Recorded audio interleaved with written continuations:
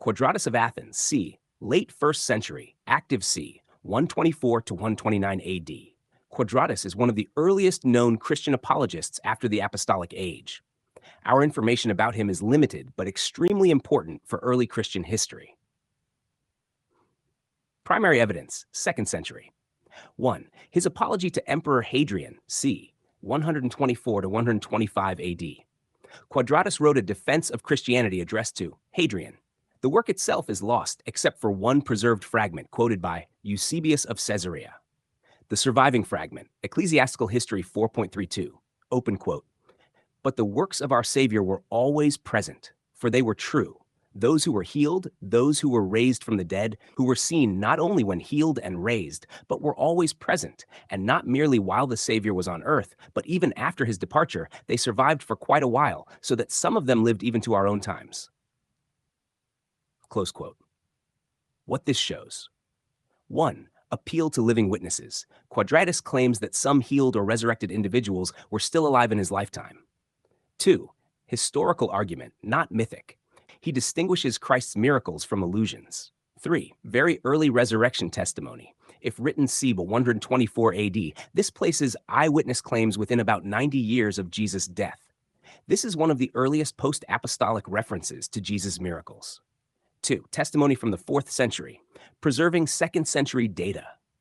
Though later these authors preserve early traditions about Quadratus. 2. Eusebius of Caesarea Ecclesiastical History 3.37, 4.3. Eusebius says, Quadratus was a disciple of the apostles. He was known for prophetic gifts. He wrote his apology when Hadrian visited Athens. He may have succeeded Publius as bishop after Publius's martyrdom. Eusebius places Quadratus among men who had direct connection to the apostolic generation. Number 3. Jerome de Viris Illustribus, chapter 19.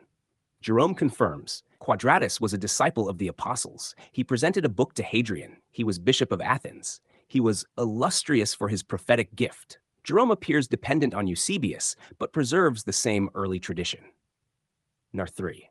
Was he a disciple of the apostles? Eusebius, 3.37, groups Quadratus with Polycarp of Smyrna, Papias of Hierapolis. These are figures connected to the apostolic age. While we do not possess a 1st century document directly naming Quadratus, the early 4th century historians explicitly state he had apostolic connections. If accurate, he would belong to the generation immediately after the 12. Number 4. Bishop of Athens. Eusebius reports, a bishop named Publius was martyred during persecution. Quadratus succeeded him as bishop of Athens.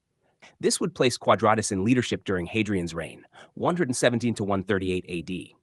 Athens at this time was still a major intellectual center, making an apologetic address to the emperor especially significant. V.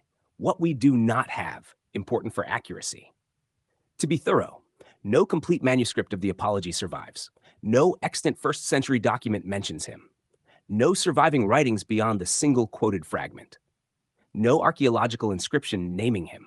Everything we know comes from 1. His surviving fragment, 2. Eusebius' historical record, 3. Jerome's later confirmation.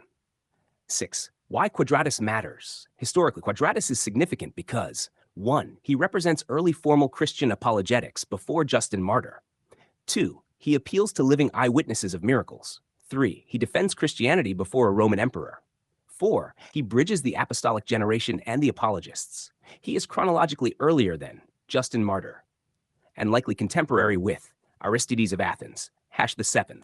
Timeline summary. C. Late 1st century, born, possible apostolic disciple. C. 107 to 138 AD, bishop of Athens. C. 124 to 125 AD, presents apology to Hadrian. Fragment preserved in early 4th century. Final historical assessment. From the 1st to 2nd century period itself, we have 1 preserved fragment of his apology. Strong early tradition that he was an apostolic disciple. Evidence he defended Christianity before Emperor Hadrian. An explicit claim that some recipients of Jesus' miracles were still alive in his day. For someone as early as Quadratus, that is actually substantial evidence.